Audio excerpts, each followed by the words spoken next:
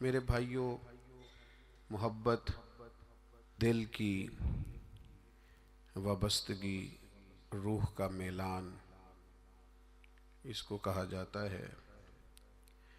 दिल इंसानी जिस्म का बादशाह है। जो चीज़ें दिल में पनपती हैं, जो ख्वाहिशात दिल के अंदर करार पकड़ती हैं, सारा वजूद वही करता है। इंसान का पूरा निज़ाम इसी दिल की फर्माबरदारी करता है। लेकिन होता यह है कि ना चाहते हुए भी, समझ बूझ रखते हुए भी, चीज़ों के मुज़र असरात से आगाही रखते हुए भी बाज़ों का दिल ऐसी चीज़ों की तरफ मिलान करता है जो बड़ी नुकसानदेह होती है। इंसान के वजूद का भी, उसकी रूह का भी, उसके बातिन का भी वो चीज़ें बहुत ज़्यादा नुकसान करती हैं। लेकिन इंसान उनसे बाज़-औक़ात निजात नहीं हासिल कर पाता। मसलन सबको पता होता है कि हिरस, लालच, हवस ये कोई अच्छी चीज़ नहीं। अल्लाह ताला अगर ज़रूरियात का रिज़्क़ अता कर दे और ज़रूरियात पूरी होने लग जाएं तो बहुत अच्छा है। लेकिन ना चाहते हुए भी बाज़ लोग माल की हिरस में, हवस में, लालच में मुब्तला हो जाते हैं। ये मोहब्बत दिन ब दिन बढ़ती चली जाती है। वो खुद अपने आप से कई दफ़ा सवाल करते हैं कि या दिल, तूने तो एक दफ़ा ये कहा था कि बस मेरी ज़रूरियात पूरी होने लग जाएं, 2 वक्त की रोटी चलने लग जाए, बच्चों के अखराजात निकलने लग जाएं, सर छुपाने को एक मकान मिल जाए तो काफ़ी है, अब तू किधर निकल गया। लेकिन बहुत सारा उससे बढ़कर अल्लाह ने फजल कर दिया, ख्वाहिश से बढ़कर अता कर दिया, लेकिन कहीं ठहराव नहीं हो पा रहा, दिल रोक नहीं रहा। रोज माल की मोहब्बत, माल का लालच बढ़ता चला जाता है।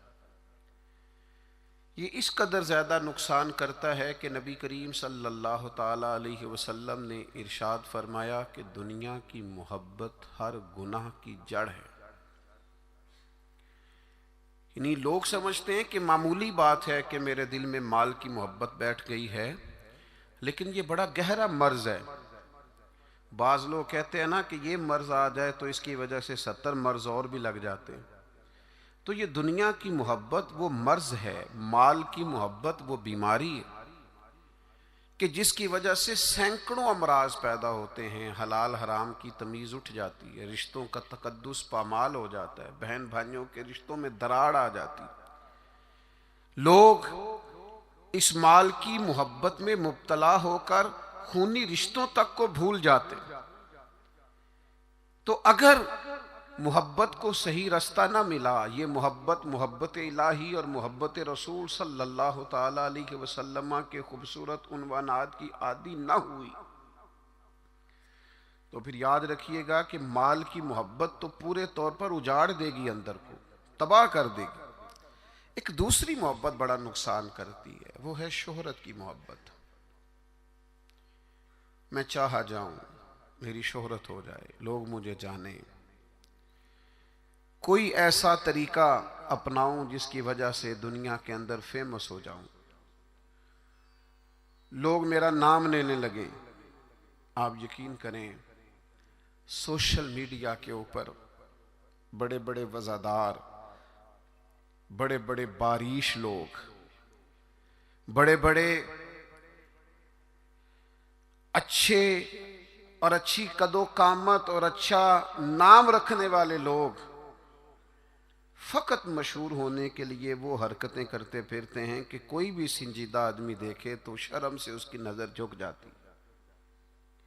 ये शोहरत, इसका लालच, ये शोहरत की तलब और शोहरत हासिल करने के लिए ऐसे ख़तरनाक तरीक़ों का हुसूल, शोहरत हासिल करने के लिए ऐसे कमज़ोर और ऐसे अखलाक से गिरे हुए रवैये का अंदाज तबाह कर दिया इसने, दुनिया को उजाड़ के रख दिया है लोगों को। आप यकीन करें, अच्छे भले समझदार लोग थे, अच्छे भले मामला फहम लोग थे, उलझ गए हैं। ज़हन बन गया है कि बस जो कुछ है वो यही शोहरत ही है। ओ मेरे भाइयों सुनो, हज़रत मौला अली शेर खुदा फरमाते, मुसन्नफ़ इब्न अबी शैबा में मौजूद है, हज़रत मौला कायनात फरमाते हैं, उसे मुबारक हो जिसे थोड़े लोग जानते हैं। वो काबिले मुबारकबाद है जिसका तारुफ कम लोगों में, जिसको जरा ज्यादा लोगों में जिसकी शनाख्त नहीं है। मेरे भाई, आप कभी उन लोगों से पूछ कर तो देखो, उनसे कभी मुलाकात तो करो जो बड़े मशहूर हो गए। कभी उनकी तन्हाई में उनके पास तो बैठो, उनसे पूछो तो सही। इस शोहरत के सबब से उन्हें कुछ ऐसे काम भी करना पड़ते हैं जो वो करना नहीं चाहते। उन्हें कुछ ऐसे रस्तों से भी गुजरना पड़ता है जहां से गुजरने का कभी उन्होंने सोचा भी ना था। वो तो चाहते थे कि कोई तन्हाई होती, कुरान मजीद का नुस्खा होता, 500 दाने वाली तस्बीह होती, कहीं मुसल्ले का नूर होता, दिल में हो याद तेरी, गोशाए तन्हाई हो, फिर तो खलवत में अजब अंजुमन आराई हो। दिल चाहता था, लेकिन ये शोहरत, इसकी तलब। हाँ, एक बात है, अगर आप शोहरत चाहते हैं, मारूफ होना चाहते हैं, मशहूर होना चाहते हैं, बहुत सारे लोगों में चाहते हैं कि आपका नाम सुनहरी हुरूफ से हो और ज्यादा लोग आपको जाने पहचाने, तो कुरान मजीद ने नुस्खा दिया है। फरमा इन्नल्लज़ीना आमनू व आमिलुस्सालिहाति सयजअलु लहुमुर रहमानु वुद्दा, जो ईमान लाने के बाद नेक अमल करेगा, रब लोगों के दिलों में मोहब्बत पैदा फरमा देगा। रहमान ऐसा माहौल बना देगा कि उन लोगों के दिलों में, अल्लाह ताला लोगों के दिलों में उस बंदे की मोहब्बत पैदा कर देगा। एक और मोहब्बत होती है, औलाद की मोहब्बत। बड़ी अच्छी मोहब्बत है, होनी चाहिए। लेकिन अगर यही औलाद शरीयत के रास्ते में आने लगे, अगर यही औलाद इस तरह का रवैया इख्तियार होने लगे कि आपको उसकी खातर हलाल हराम की तमीज़ भूलना पड़े, या औलाद कहीं रुकावट बने शरीयत की राह में, तो फिर कुरान मजीद ने कहा इन्नमा अम्वालुकुम व औलादुकुम फितना, फिर ये तुम्हारे लिए आजमाइश है। फिर तुम्हें थोड़ा गौर करना पड़ेगा, तुम्हें फिर देखना पड़ेगा, फिर तुम्हें तवज्जो करनी पड़ेगी कि कहीं अल्लाह रसूल के रास्ते में तो नहीं आ रही। हज़रत अबू बकर सिद्दीक रज़ी अल्लाह तआला अन्हु के बेटे ने एक दफ़ा कहा था कि अब्बा जी, मुसलमान होने से पहले जब बदर के दिन मैं कुफार की तरफ से लड़ते हुए आ रहा था तो आप मेरी तलवार की ज़द में आ गए थे। मैं आपको कत्ल कर सकता था, पर मैंने बाप समझ करके छोड़ दिया। तो सैयदना अबू बकर सिद्दीक फरमाने लगे, बेटा तो अभी कलमा नहीं पढ़ता था, तूने मुझे बाप समझ के छोड़ दिया। अगर तू बदर वाले दिन मेरी तलवार के नीचे आता तो मैं तुझे कभी बेटा समझ के माफ ना करता, दीन का मुखालिफ समझ के कत्ल कर देता।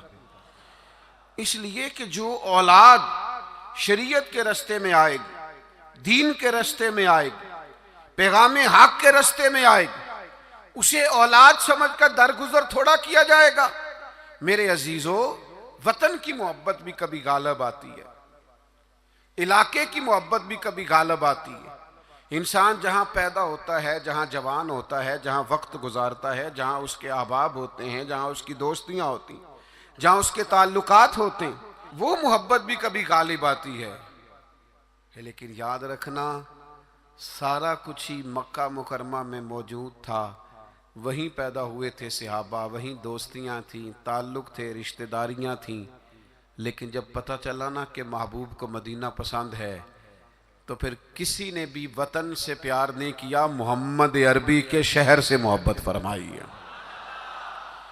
आप इन सारी मोहब्बतों को गिनते जाएं, वो दौलत की हो, वो शोहरत की हो, वो इख्तदार की हो, वो औलाद की हो, वो मोहब्बत आपके लिए वतन की मोहब्बत हो, ये सारी मोहब्बतें कुर्बान की जाएंगी।